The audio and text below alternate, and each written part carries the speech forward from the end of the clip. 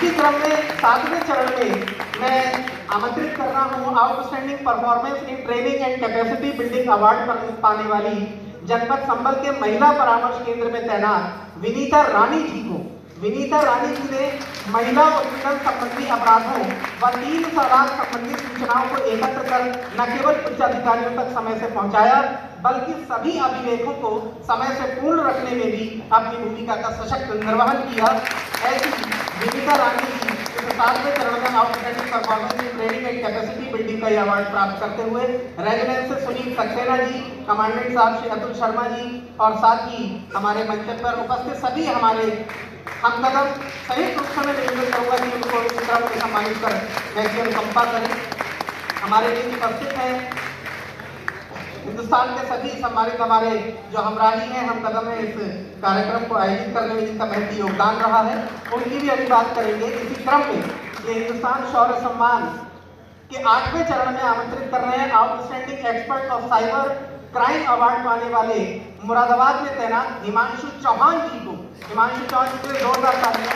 हिमांशु चौहान जी को उनकी टीम ने एक ठगी का शिकार मुरादाबाद के परिवार को 1 माह के भीतर 10 लाख से अधिक की राशि जो उनसे ठगी गई थी वो उनको वापस दिलाई।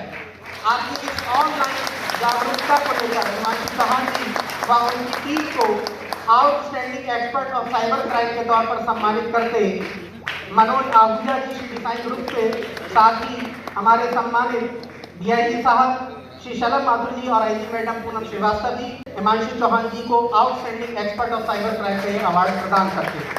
और 9वें चरण में हम आमंत्रित कर रहे हैं outstanding work in fire safety.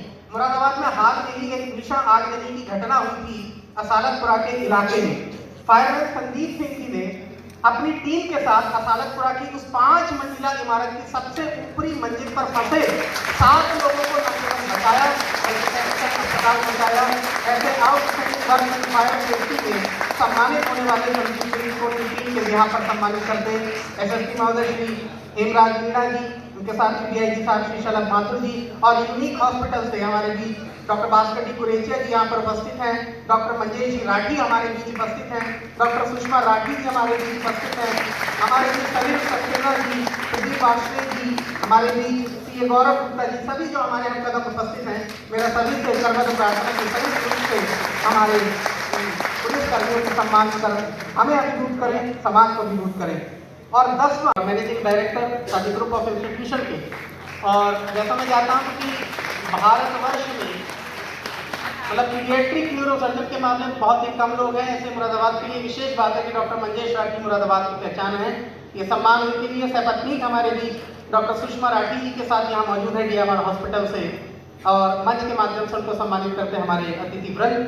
और डीएमआर हॉस्पिटल के सम्मान क्रम की श्रृंखला के बाद institute of foreign trade and management IIT university से हमारे बीच उपस्थित हैं डॉक्टर MP पांडे जी, नवनीत वर्मा जी यहाँ पर हैं। तो मेरा इसी क्रम में मैं आमंत्रित कर रहा हूँ सिद्ध हॉस्पिटल से हमारे शहर के फेमस कार्डियोलॉजिस्ट डॉक्टर अनुराग मेहरोत्रा जी को।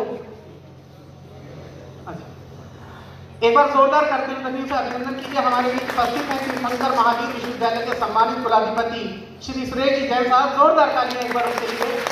हमारे जो आदरणीय डॉक्टर अनुराग मेहरोत्रा जी हैं, सिद्ध हॉस्पिटल के आप सीनियर आप ओनर भी हैं और आप कार्डियोलॉजिस्ट भी हैं, हमारे बीच उपस्थित हैं। आपको सम्मान प्रदान करते हैं मंच के माध्यम से आदरणीय कुलाधिपति महोदय,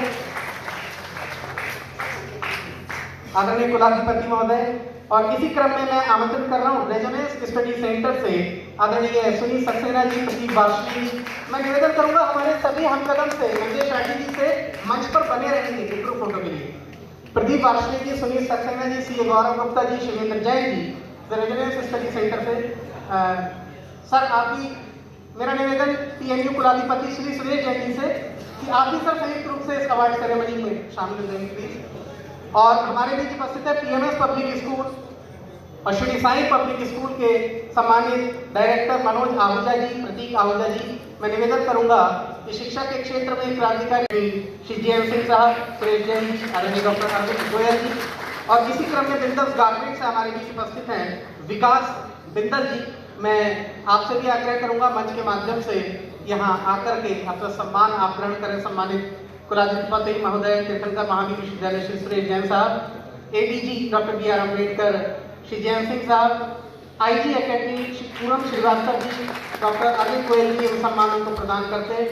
इंडियन ऑयल से हमारे बीच विनायक गुप्ता जी उपस्थित हैं। मैं निवेदन करूंगा विनायक गुप्ता जी से कि वे भी यहाँ पर मंच पर आ जाएंगे और ये सम्मान अर्जित करेंगे यहाँ पर अतिथि वृंद के माध्यम से। रॉयल इंडिया एक्सपोर्ट से हमारे लिए सलील सक्सेना जी सम्मानित अतिथियों को मैं निवेदन करूंगा सभी अपना स्थान लेंगे। सिर्फ मुख्य अतिथि महोदय हमारे साथ बने रहेंगे अपने सार्वजनिक संबोधन के लिए। एक बार जोरदार तालियां होनी चाहिए हमारे आज के प्रखर मुखर वक्ता आदरणीय जय सिंह सर के लिए और तालियां बजती रहेंगी।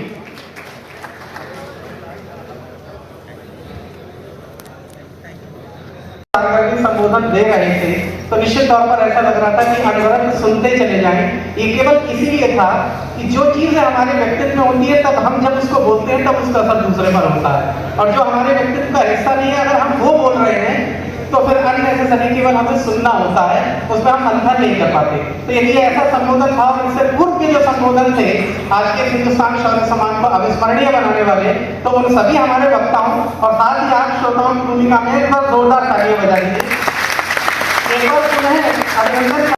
And the same work is being done by our speakers, those who are speaking over here, and the same work is being tried to be done by one and only Hindustan as well as Dr. Bhim Rao Ambedkar Police Academy. So give a huge round of applause for all the speakers and all the listeners who have come over here. उन्हें आप सभी का आभार व्यक्त करते हैं हिंदुस्तान परिवार की ओर से हमारे उन सभी 10 पुलिस कर्मियों को और उन सभी प्रेरित होने वाले व्यक्तित्वों को कि आप निरंतर अपने जीवन में उत्तरोत्तर विकास करें, उल्लेखनीय कार्य करते रहें। और last but not the least Puneet दायित्व और हमारे देश की परंपरा का अभिन्न हिस्सा सभी से मेरा निवेदन कि अपने स्थान पर राष्ट्रगान के लिए खड़े रहें।